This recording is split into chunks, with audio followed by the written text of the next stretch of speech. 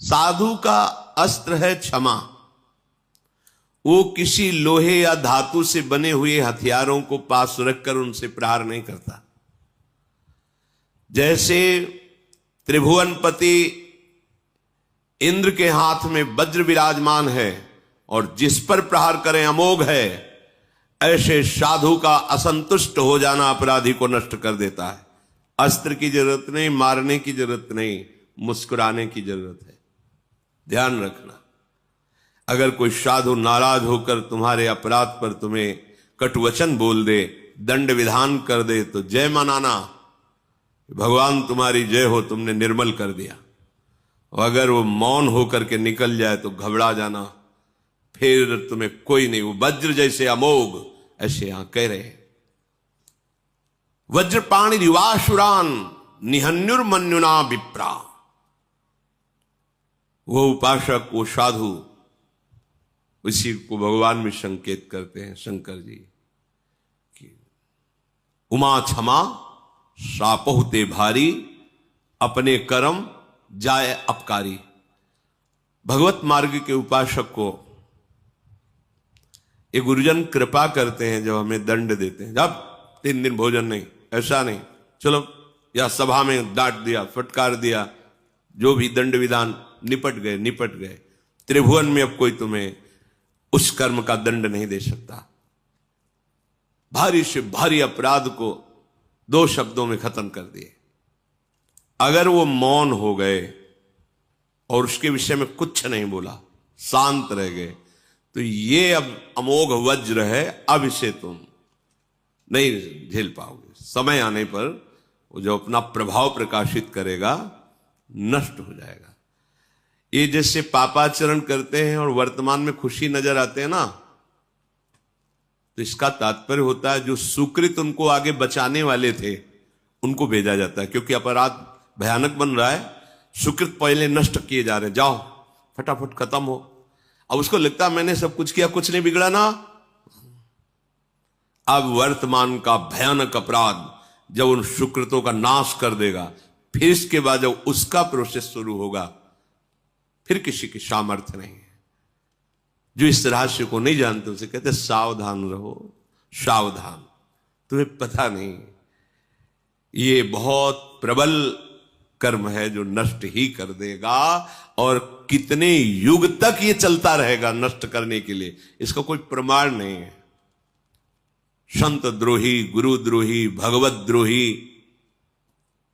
कहीं भी ठौर नहीं, कहते ना इनके नरक में भी ठौर नहीं मिलेगा। तो वास्तविक नरक में भी ठौर का तात्पर्य कि जो नारकी जी दंड भोग रहे हैं वो और दंड देते हैं कि तू तो हमसे भी गिरा हुआ है। मन्यु प्रहरणा, तुम्हें प्रहार करने की जरूरत नहीं है। युधिष्ठिर जी कहे जो साधु हैं, जो उपासक हैं, भगवत मार्ग के पथिक हैं, वो किसी बाहरी अस्त्र का प्रहार नहीं करते। वो क्षमा, तुम्हारा मंगल हो, ये उनके हृदय।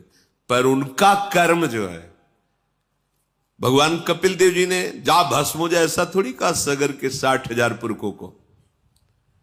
वो बस उद्दंडता उन्होंने की, किसी ने अश्व को उनको आश्रम में बांध दिया और समाधिस्थ थे। ये चोर है फिर समाधि का नाटक करता है, ऐसा उद्दंडता, उनके तेज ने उनको भस्म कर दिया। उन्हीं के उद्धार के लिए भगीरथ जी गंगा जी को लाए थे। उन्होंने थोड़ी कहा कि जा भस्म हो जाए, ऐसा नहीं, उनके तेज ने भस्म कर दिया।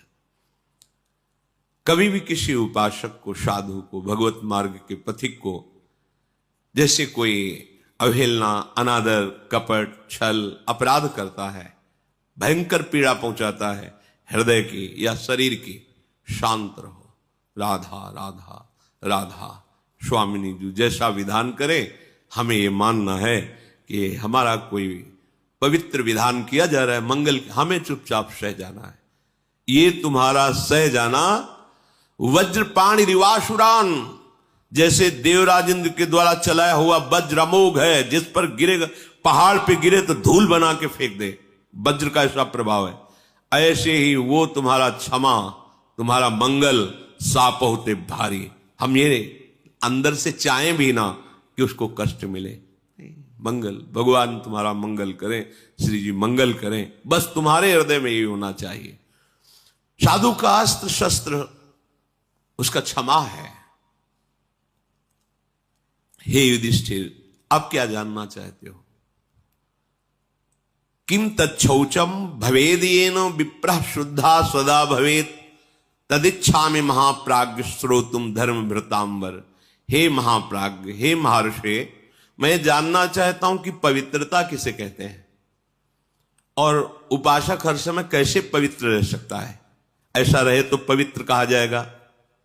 तो मार्कंडेय जी ने कहा, वाक शौचम कर्म शौचम चयच्च शौचम जलात्मकम त्रिभि शौचैरुपेतो यः स्वर्गी नात्र संशय। हे युधिष्ठिर, 3 प्रकार का पवित्रता का स्वरूप वर्णन किया गया है। वाक शौच, वाक पवित्रता, वाणी की पवित्रता। वाणी की पवित्रता है झूठ मत बोलो।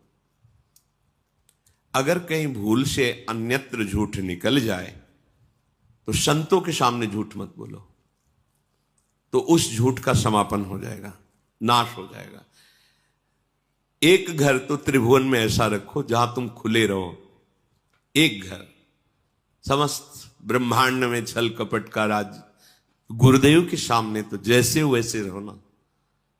तुमने ऐसा, जी देखो हमारा मन अमुक जगह आसक्त हो रहा है, हमारा मन गलत प्रेरणा कर रहा है, मैं इसको बचाने में असमर्थ हूं, आप कृपा करके बचा लीजिए, आप संभाल लीजिए। वो बोले ना बोले, अर्जी लग गई, वो संभाल लेंगे।